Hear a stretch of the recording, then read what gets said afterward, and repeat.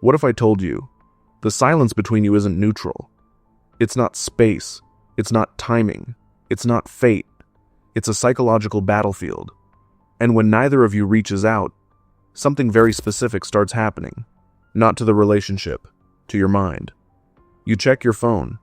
Nothing. You tell yourself you won't look again. You look again. Still nothing. Now it's been 2 days, maybe 3, maybe a week. And here's the strange part. You're not even sure what you're waiting for anymore. A text? An apology? Proof that you matter? Silence creates a story. And the longer the silence lasts, the louder the story becomes. You start replaying the last conversation, analyzing tone, punctuation, that one sentence that felt slightly off.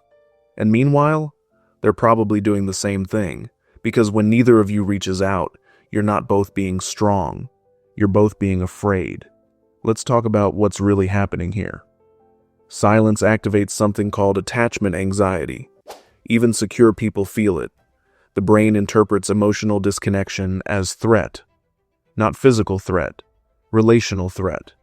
And to your nervous system, rejection equals danger. So your brain starts scanning. Did I say too much? Did I not say enough? Are they losing interest? Are they talking to someone else? And here's the twist. The longer neither of you reaches out, the more each of you assumes the other doesn't care. Not because it's true, because silence forces interpretation. And interpretation under uncertainty always skews negative. There's actually research showing that in ambiguous situations, the brain fills in gaps with worst-case scenarios. It's protective, evolutionary, but in modern dating, it's destructive. You think you're protecting your dignity by staying silent, but internally, you're bleeding connection. Let's go deeper. There's another layer here. Pride. No one wants to be the one who cares more. So you wait. They wait. You both tell yourselves, if they wanted to, they would. But here's what most people don't realize. That phrase only works when someone is emotionally available and secure.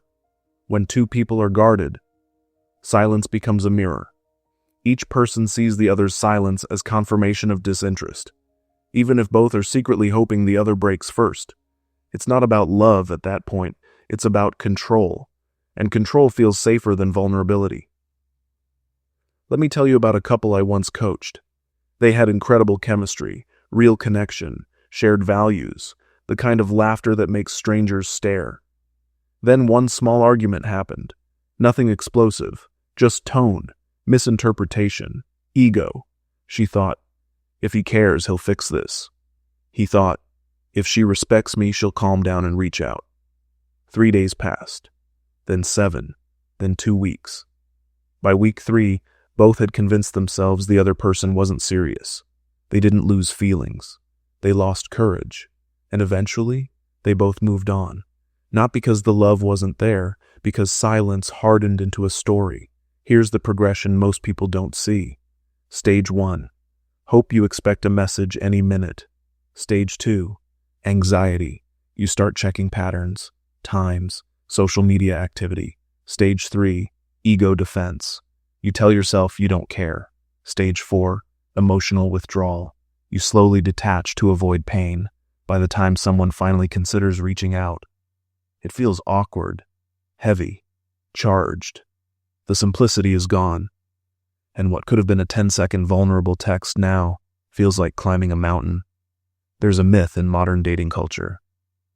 If they don't reach out, that's your answer. It sounds empowering, but it's incomplete because it ignores fear. It ignores attachment styles. It ignores how many emotionally intelligent, kind, sincere people freeze instead of act. Not everyone who stays silent is indifferent. Some are overwhelmed. Some are confused. Some are testing safety. Some are protecting their pride.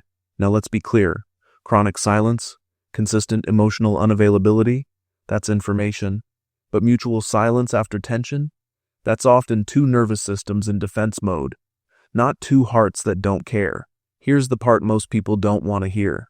When neither of you reaches out, you're both choosing comfort over connection. You're choosing temporary ego safety over long-term relational clarity. And clarity is uncomfortable. But silence? Silence is corrosive. It slowly convinces you that something meaningful wasn't meaningful at all. And that's rarely true. So what should you do? Not generic advice, not always text first, not never double text. Here's the real question. Are you avoiding reaching out because it's wrong? Or because it makes you vulnerable? There's a difference. If reaching out violates your boundaries, don't do it. But if reaching out simply threatens your pride, that's fear talking. And mature love requires someone to go first. Not always. But sometimes, one calm message. Not chasing, not pleading, just clarity. Hey, I've been thinking about us. I don't want silence to decide this. Can we talk? That's not weakness. That's leadership. Here's what I want you to remember. Silence doesn't always mean the story is over. Sometimes it just means two people are standing on opposite sides of a bridge, waiting for the other to take the first step. And while they wait, the bridge slowly collapses. If you truly care, don't let pride narrate the ending, because one day you won't be wondering why they didn't reach out. You'll be wondering why you didn't. And that regret, it's heavier than rejection, every time. If this resonated, don't just watch in silence, reflect, because the next move might be yours.